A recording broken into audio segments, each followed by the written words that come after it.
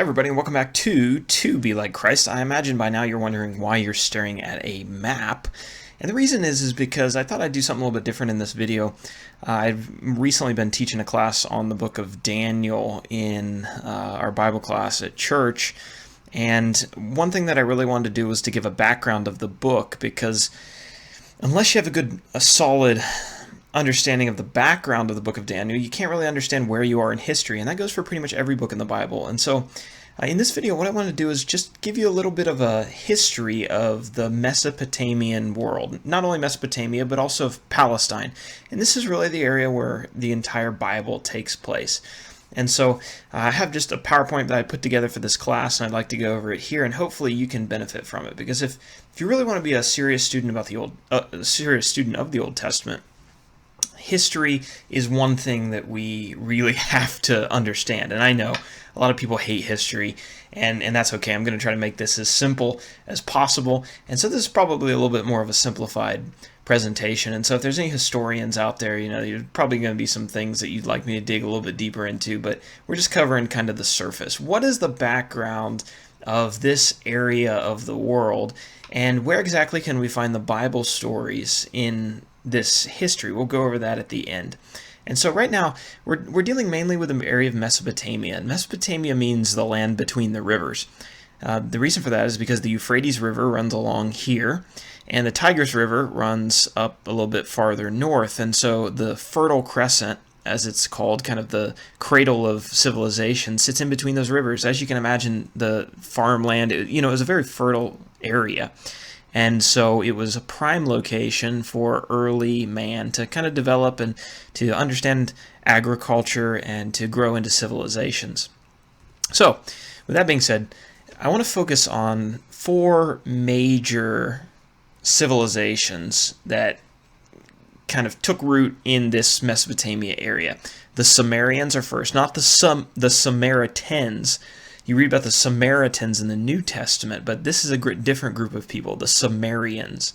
And then the Akkadian Empire, and then the Assyrian Empire, and then the Babylonian Empire. And the Greeks will come after kind of the period of the Old Testament, and so we won't focus on them as much. So let's get into this. So I've created this real simple timeline of some important dates, and these are pretty rough dates, but for just when empires rose and fell, and when certain notable events took place in the Old Testament. And so right now we're in the time period that we call BC, or before Christ. And so if you remember, time moves kind of backwards in BC. It goes down in time until you get all the way to 0. And about 0 AD, roughly, Jesus is born. And then we start counting up. And now we are in 2019 AD, or after Jesus' death. Anno Domini, in the year of our Lord, rather. So, where we are when we start this timeline is 4,000 years before Jesus shows up on the scene. And so we're way back in time, 6,000 years from modern day. And this is where the Sumerian Empire really begins to take root. And they take root in southern Mesopotamia. We'll come back to this in a second. But down in this area, right around here. So this is the Persian Gulf. This is modern day Iran. This is modern day Iraq, where our primary focus is going to be. And then Jerusalem's over here, and the Mediterranean Sea goes all the way out here, and Egypt's down here, and the rest of Africa. So the Sumerian Empire begins right here, and you might recognize some of the names of those cities there, and we'll talk about a few of those a little bit later on. But the Sumerian culture was never really an empire as we would think about it, but it was a collection of city-states, kind of like the Greeks. But city-states that work together in some cases to create this kind of civilization. And the Sumerians were really interesting people. They have several notable historical facts that line up really well with the Bible. For one, they have a really notable flood story, that the whole earth was flooded and that there was only one family saved, and that lines up obviously with Noah and the flood. They also developed a writing system, and that writing system was called cuneiform, and this is an example of cuneiform over here on your right of your screen on this clay tablet. And what it was made by pressing a reed into clay and creating symbols, and all those symbols mean something. And so this was kind of the development of writing. And what was beautiful about this clay tablet idea was that if you wanted to erase something, clay is pretty easy to smash down and reform. But if you wanted to keep something because it was important or you thought you'd done a really good job, you could put it out in the sun and clay hardens, and so it would become a little bit more permanent, and that's what has happened, and that's what's allowed us to find some of these clay tablets today. But there is a notable story that comes out of the Sumerian culture called the Epic of Gilgamesh, and it has some parallels and similarities with the Bible. It's a really interesting story. And if you ever have a chance to go read it, you can do that. You can find it just about anywhere online, translated into English. And by the way, before I get any further, I found a really helpful book that's helped me a lot in understanding this history, and I'll link that book down below. It's called Mesopotamia, A Captivating History. So if you want that, it'll be down below in the description. So anyways, so the Sumerian culture is down in this area. What's interesting also about the Sumerian culture is that in their history, they have several records of kings who reigned for many generations. And historians kind of dismiss that fact as if it's just, this is just myth. These people really didn't know what they were talking about.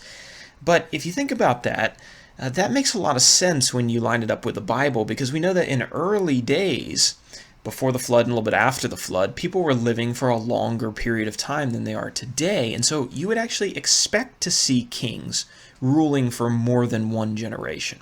So an interesting fact there, but let's move on so this video doesn't get too long. So after the Sumerian city-states kind of go their way and fade out a little bit, in about 2350 to 2000 BC, the Akkadian Empire kind of comes to power. And if you've ever heard about the Bronze Age, this is really where the Bronze Age rises. Bronze is, the metallurgy becomes a little bit better, and bronze is used with weapons and chariots and other things like this. And so some real advancements as far as technology in this period. And a notable Akkadian king was Sargon the Great.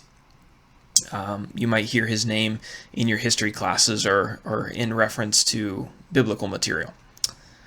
And the Acadians ruled in a little bit different area, so they partially overlapped the Sumerians, but rather than being down here in southern Mesopotamia, the Acadians were up here in northern Mesopotamia. All right, so about 2100 BC, the Acadians begin to fade away a little bit, and the old Babylonian Empire starts to rise.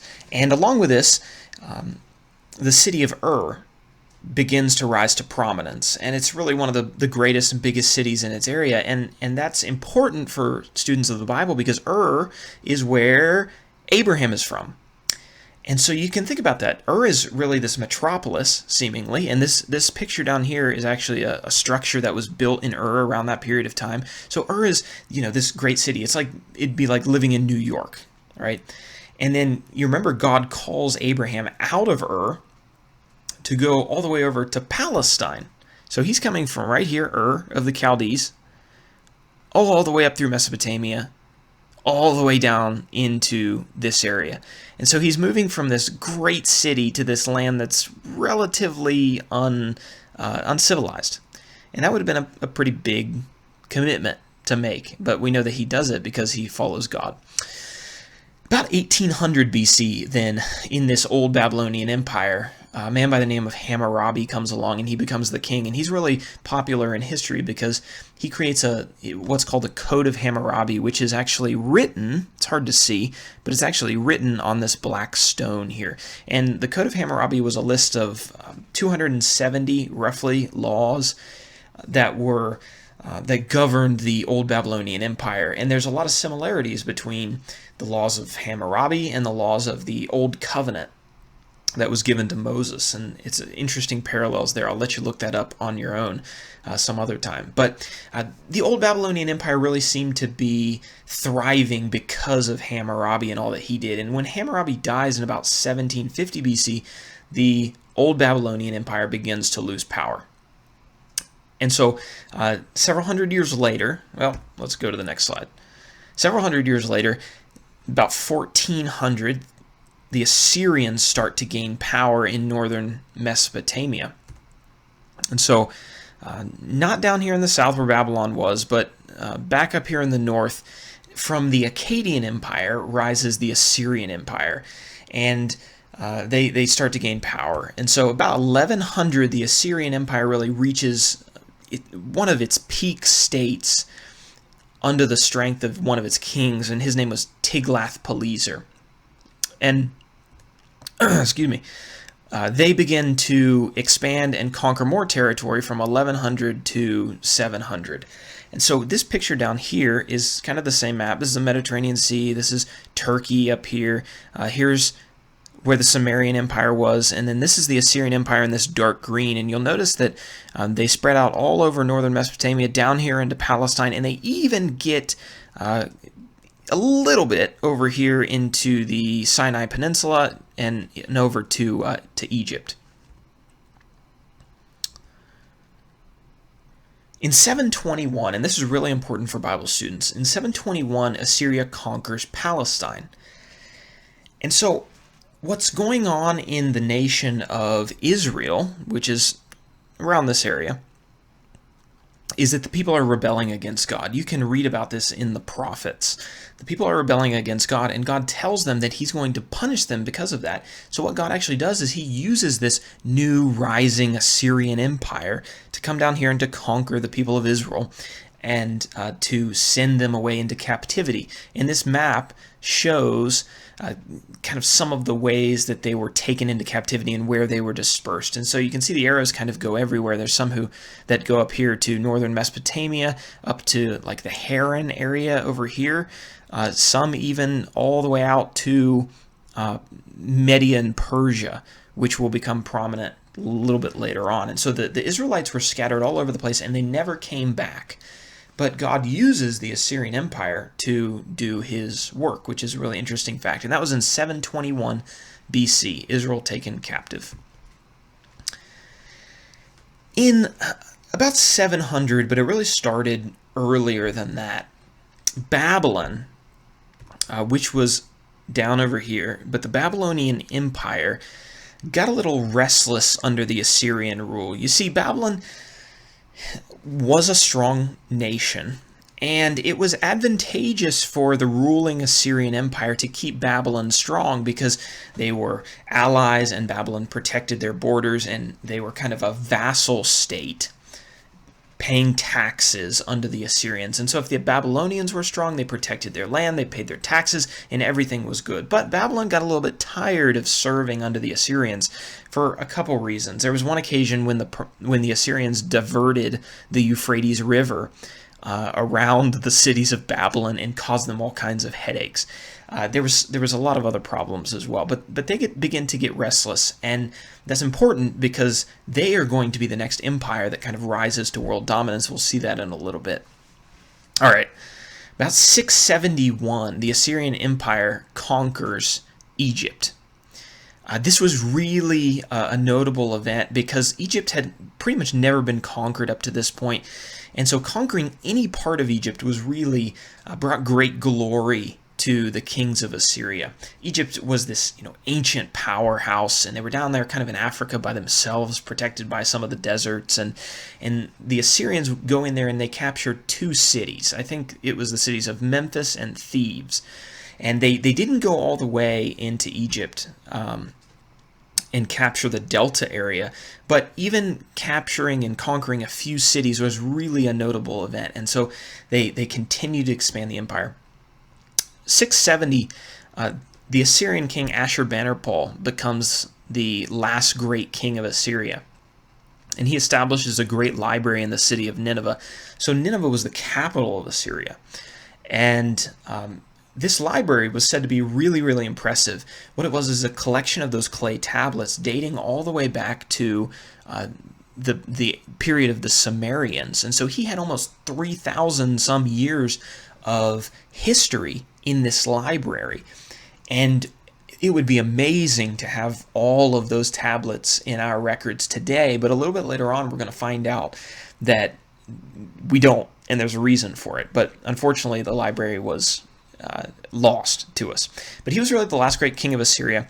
And down here is an example of one of those tablets that you might see in that library. Up here is a picture of King Ashurbanipal, and this is on a lion hunt. And I thought an interesting note here, which I put up here in this section up here, which I'll let you read for yourselves, is that a lot of people think lions and they think Africa.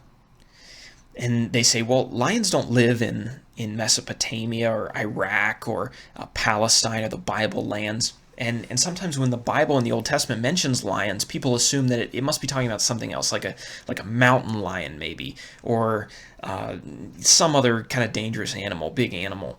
But the truth is that lions actually used to live in the areas of Babylon and Assyria and Palestine, but they were hunted almost to extinction, partially by the Assyrians.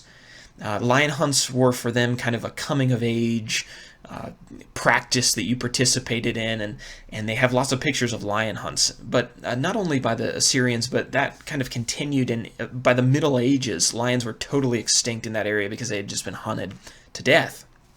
And so there were, in fact, lions. And so when the Bible mentions lions in the Old Testament, think real, African lions.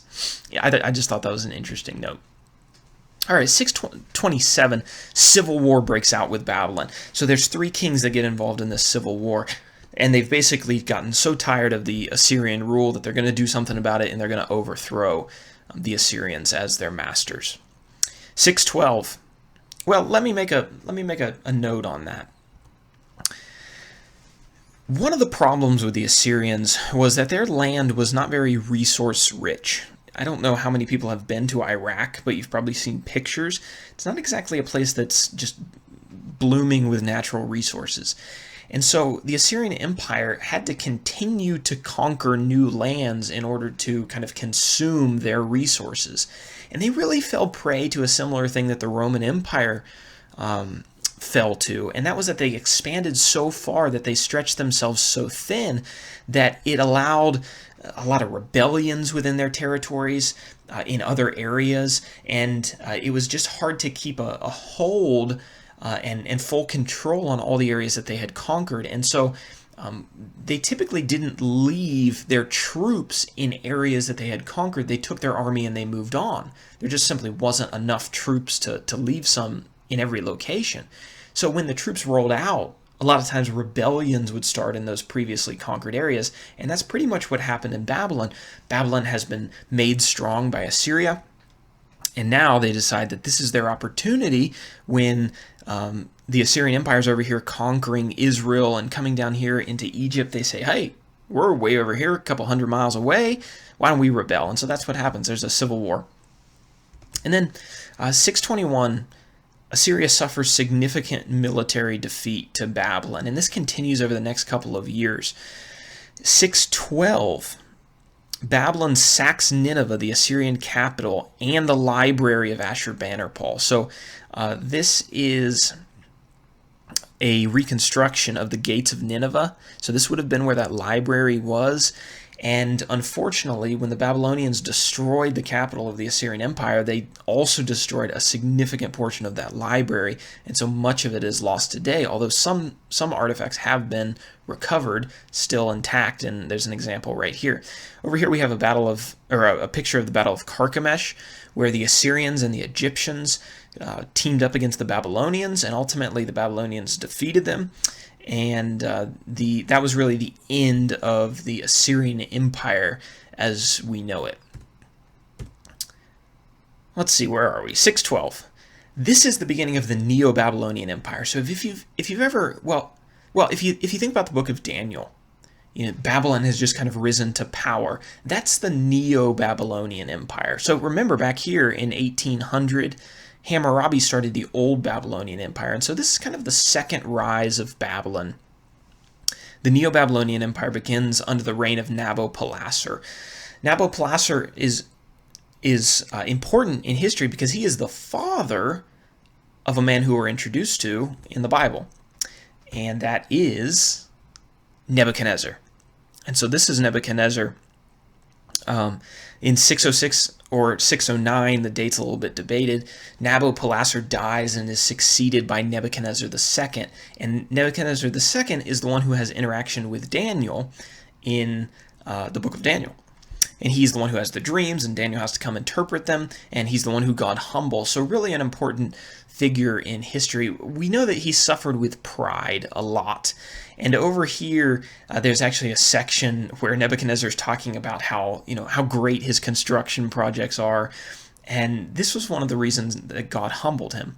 But this quote really kind of gives us a picture of the Nebuchadnezzar that we see in the Bible as a very arrogant man, a very prideful man, and God ultimately humbles him. But this here is a picture of the gates of Ishtar.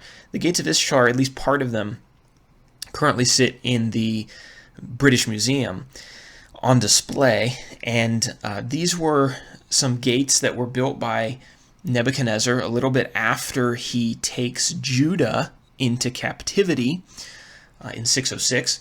But this was kind of the primary illustrious entrance to the grand old city of Babylon. And over here is his royal seal. So in 536, this is about 70 years later, Cyrus the Great conquers Babylon. And so this is the fall of the Neo-Babylonian Empire. It wasn't around really all that long, not nearly as long as the Assyrian Empire was around. But Cyrus the Great comes along, the Medo-Persian Empire comes along, and they conquer Babylon. And up here, this is a picture of the Chronicles of Babylon, and this is a picture of the Cyrus Cylinder. Both of these record the events of how Babylon fell to the Medo-Persians. And one thing that's kind of baffled a lot of historians is that these both make reference to the fact that Babylon fell without a fight. And for historians, they say, well, how can that be? That just doesn't make any sense. But if you read the Bible and the book of Daniel, what you'll actually find is that Babylon was taken in one night in an unexpected kind of attack from the Medo-Persians when the Babylonians were having a party and they were all drunk. And so these historical artifacts actually back up exactly the narrative that the Bible gives us. So really interesting. And over here, Cyrus the Great, some kind of picture of him with wings. I don't exactly know what's going on there. All right, so 536, the Persian Empire rules the world, and they rule a huge section of land. You notice they come over here even into Turkey and a little bit into Greece. Some of this Macedonian area up to the north a little bit, and up above the Black Sea. So big empire all the way over here, almost to India. So one of the biggest empires land-wise that has existed, probably the biggest that's existed up until this time. And then in 480, there is a Persian king, and his name is Xerxes I. He invades Greece with a huge army. There's a historian who says that he invaded with 1 million men. Herodotus says that, and some people question that number, think he's a little bit exaggerated, but he has a massive army, and he wanted to invade Greece. He wanted to conquer Greece, but he's turned back in defeat. If you know the story of the 300 hoplites who defended that pass against this giant army, and they lasted so long, and they really defeated a lot of the Persian army's men. There's a big movie about it with Gerard Butler, there, and you've seen it. There's a comic about it. You've seen it all over the place. But the 300, that actually takes place under the reign of Xerxes I, and when he invades Greece, this is when that story takes place. And so it's an interesting tie to some pop culture there. So here's a picture of Xerxes. He has a really giant eye, and he kind of looks like an alien. But anyway, now, I don't know if you can guess who this is, but this is Esther. And if you've read the Bible in the Old Testament, you know who Esther is. Esther is this Jew who is courted by the king, and she's selected to be the next queen of the Persian Empire. And wouldn't you know it, this actually takes place under the reign of Xerxes. So Xerxes, who goes against the Greeks and fights the 300, is the same individual who comes back looking for a queen to be his mate. And then this kind of takes us to our last spot, 333. Alexander the Great defeats the Persians at the Battle of Gaugamela and becomes the ruler of the world. And so everybody knows Alexander the Great, a tremendous historical figure. And this is a picture here of the Battle of Gaugamela. And if you've ever seen the movie Alexander with Colin Farrell, I believe it is, this is that first scene really where he defeats Darius on the giant battlefield, and he becomes essentially king of the world at that time. That's in 333 BC, and Alexander was only like 24 or 26 years old, something like that, when that happened, and so very, very young when he takes over the world. And then the Greek Empire reigns supreme for a number of years. So that really takes us to the end of our history timeline. But what I want to do now is to take a look at how the Bible timeline actually matches up with this. So I have another video on the events of the Bible and kind of the dates that we ascribe to them. You can go back and watch that if you want, but I want to kind of overlap these two to give us an idea of what's going on in the world. And when we see the events of the Bible, what's going on empire-wise in the East, the Far East, in Mesopotamia.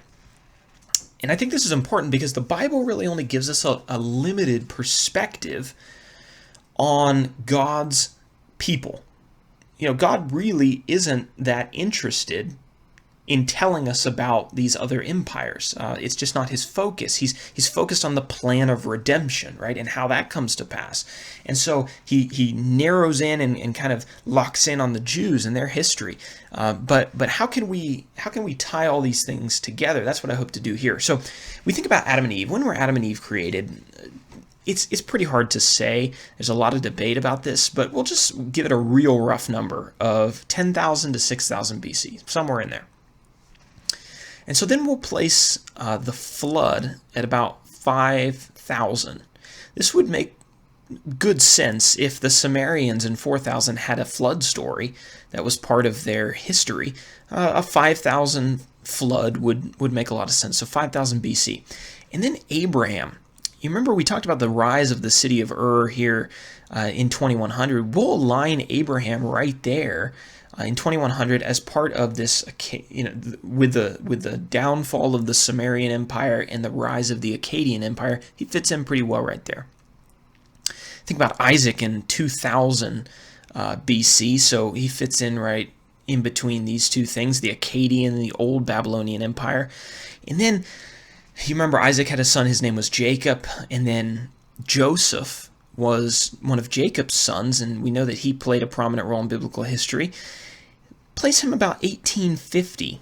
And so when Hammurabi is kind of laying out his laws, his code for the old Babylonian Empire, Joseph is way down the street, or way down the, I don't know what I'm trying to say, hundreds of miles away in Egypt.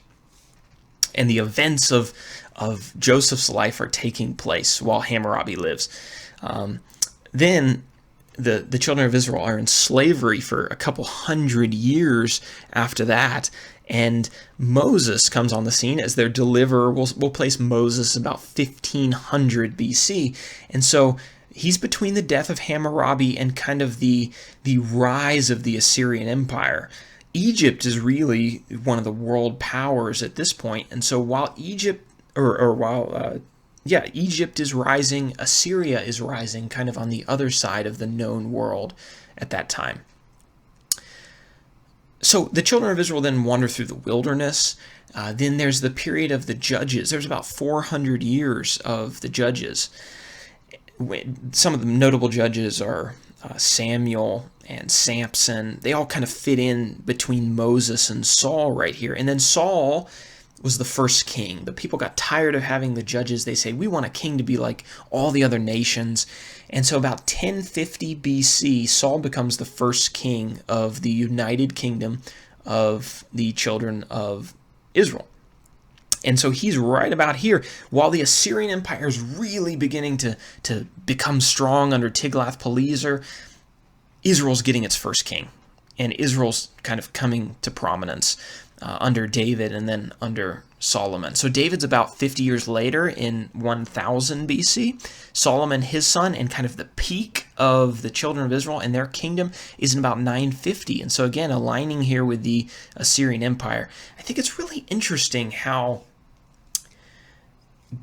while God is raising up Israel under David and Solomon and really making them into a great world influence, at the same time, he's raising up the empire that's going to he's going to use to punish them hundreds of years later.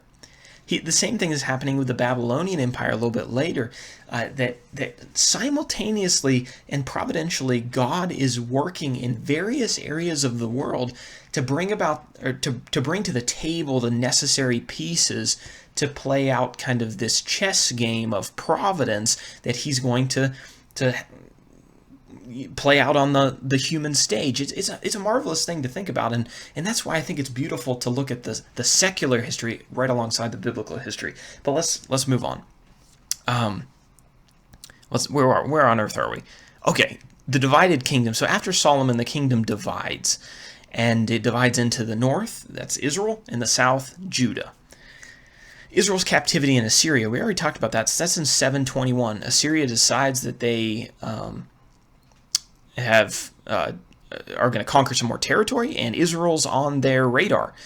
We know that they then tried to conquer Judah, but God turned them away because God wasn't going to take Judah into captivity for several years later, and he wasn't going to allow the Assyrians to do it, but he was going to allow the Babylonians to do it. That happens in 606, as we see here, and so the Assyrians are conquering Egypt during this intermittent time. Oh, I'm sorry. Yeah, that's right. They're conquering Egypt, and Ashurbanipal is building his library, and he's hunting down all the lions.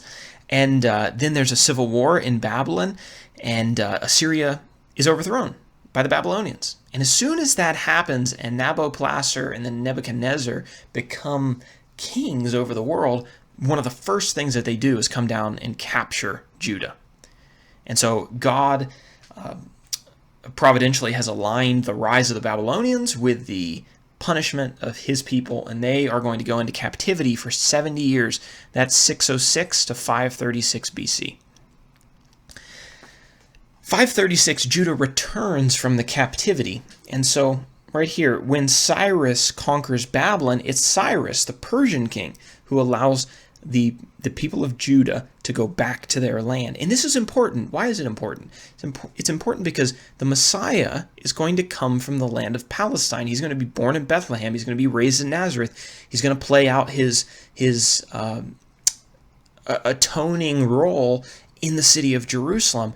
And so God, again, providentially has the Persians conquer the Babylonians, and the Persians allow the people of Judah to go back to their homeland, and that's where they're going to stay for the rest of the biblical narrative. In 536, the Persians are all in charge, and then we read about the stories of Esther around this time, 480. So that's where that book fits in. Notice here the end of the Old Testament, and so when we get to right here between the Persian and the Greek Empire, this is where the Old Testament really ends. And this is what we call the intertestamental period, which is about 350 to 400 years of silence between the Old Testament and the New Testament. And there's a lot that goes on, a tremendous amount in world events that goes on during that period. And so it's not to be overlooked. When we open the pages of the New Testament, we see that the Romans are in charge of everything. And if you don't know your secular history, you don't have any idea how that happens. That happens because, well, look at this. Alexander conquers the Persians in 333. So the Greek Empire really is in charge from 350 to about 150 BC. And then we'll roughly put the rise of the Roman Empire at 150. Through the end of the Bible. And so the Romans, well, the Greek, maybe I'm getting too in-depth here, but the Greek Empire is unified under Alexander, but without Alexander, the empire splinters and it really becomes weaker and weaker and weaker, and it creates a little bit of a vacuum, and the Roman Empire steps into that vacuum, and that's how the Roman Empire becomes the world power when we get to the New Testament. And so around 150 BC through the end of the Bible, around 150 BC, the Romans come to power, and that will continue for hundreds of years in the future. In about 0 AD, roughly, Jesus is born. 33 AD, Jesus resurrects. 70 AD, we have the destruction of the temple and much of Jerusalem. And the end of the New Testament is likely around 95 AD if you take a later writing of the book of Revelation. And so you notice that pretty much all of these last 4 or 5 points take place after the timeline here. But I just thought I would take some time to kind of overlap these two, and I think sit down with this information, maybe print this timeline out, stuff it in your Bible. That way, when somebody makes a reference to one of these events, you can kind of pull that out and decide where it fits in history, and that will allow you to put the Old Testament kind of in a much more cohesive, you'll have a better understanding of the Old Testament when you do that. Because look, the Old Testament is really hard. It's not in chronological order. Some of the books are Job's in the middle of the Old Testament, and yet a lot of people think it could potentially be one of the first books timeline-wise to actually be written, and the events of that book to be really, really early. And so it's easy to get confused in the Old Testament. You really need a timeline. And so if you want to take this one, print it off, give it to your friends, or hand it out at church, I don't care. You can do whatever you want with it. But definitely be a student of history, at least on some level, if you're going to study the Old Testament. And I think I've been ranting for too long on this video, and so I think I'm going to get off, and that's all that we have for this video today. If you have any questions, shoot them down below, and I will try my best to answer them. I am no historian. I just have been studying this information, and I really enjoy history, but I don't know everything about it. But if you ask me a question, I'll do my best to look it up and to find you a good, solid answer. Let me know also if you have any other alternative dates for any of these things, because I know especially the old history is really debated even among historians today. So thanks so much for watching. If you've made it this far in the video, and feel free to use this PowerPoint or this video in any way that can benefit you or a congregation or any of your friends. And I will see you guys next time, and enjoy your day. All right, bye.